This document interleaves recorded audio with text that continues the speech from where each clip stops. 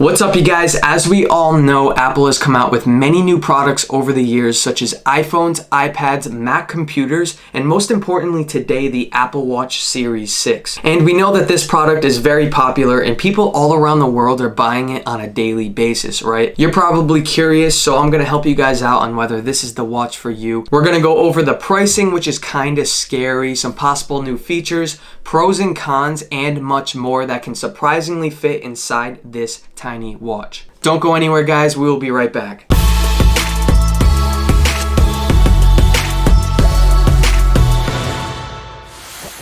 Alright guys, welcome back to the channel Vibenick, where we do tech and gadget reviews. If you guys are not subscribed yet, feel free to hit that subscribe and like button below.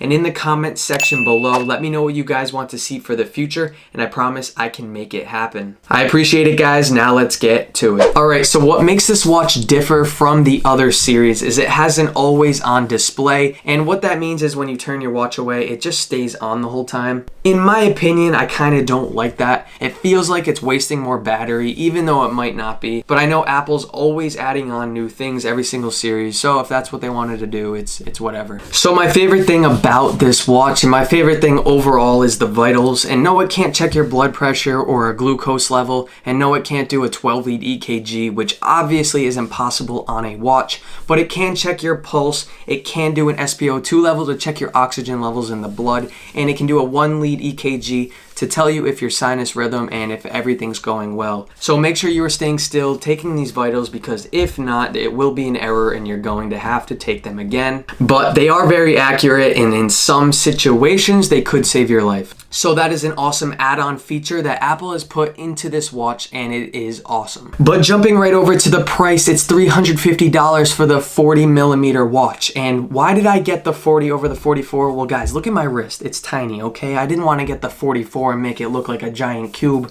It fits perfect on my arm, and I like it that way. But if you have bigger wrists, go for the 44. It might be a little more expensive, but it's all your preference. Now, is $350 too expensive for this watch? Are you ready for this? No, and I'm gonna tell you why. When you get your Apple Watch, and I'm sure many of you have had the past series, you know you get all the apps and they send over to your watch, right? You get your messages, you get phone contacts, but you can also take vitals on here. So it can actually do more than your phone. You're paying what, $350 to $400 for the watch, and you're paying $800 to $1,000 for the phone. You're pretty much paying half the money for your watch, which can do more than your phone. Like, guys, come on. You have lists of custom faces for a clock on your home screen, and if you go into the Apple Watch on your iPhone, you go into the face gallery, and you can see all the categories such as activity, artist, astronomy, breathe, California, and much more. You can pay through PayPal, you can use Siri, and when you're on the road, you can use your GPS. But one awesome hidden tool that nobody teaches you in school is leaving a tip, like at a restaurant. So what you do is go into your calculator app, you get the check, you put in how much you owe, and it calculates it right there for you, and you don't have to sit there looking all confused. It says it's water resistant up to 50 meters, and if you get it wet, is it going to be fine?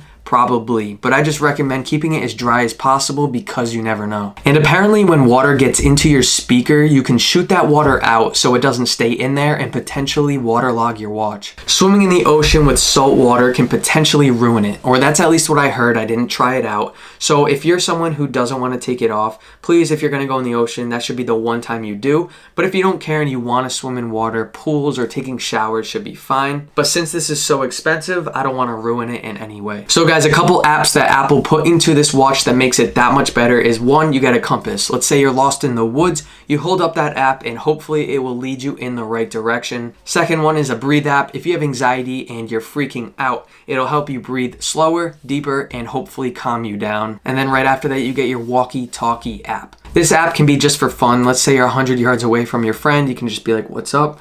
or have a funny conversation. It's not really used for anything serious, but sometimes if you're on a job site, it could. Right below that is your noise app. If you're at a concert and you want to know how many decibels is coming out, you can hold up that app and it will tell you exactly how much there is. It can tell you if it's too loud or just right. Then your sleep app. I would say this thing is okay. Sometimes it isn't always accurate, but when you wake up in the morning, it can tell you if you slept 8 hours, 10 hours, 4 hours, or whatever it is. So guys, Apple is big into health and activity, and they put those things into a lot of their products. Two big apps that are in this watch is one, activity, and if you go in, you can see move, exercise, how much you've stood for. You can see your total steps in the day, total distance, flights climbed, and much more. And if you go over to the workout app, you can see all the things they have. You can do indoor walking, indoor cycling, rower, hiking, dancing, pool, swim. There's so many you can do, and it's really cool. So when you're going to buy this online, you can get many different colors. This one right here is the navy blue. You can get silver, gray,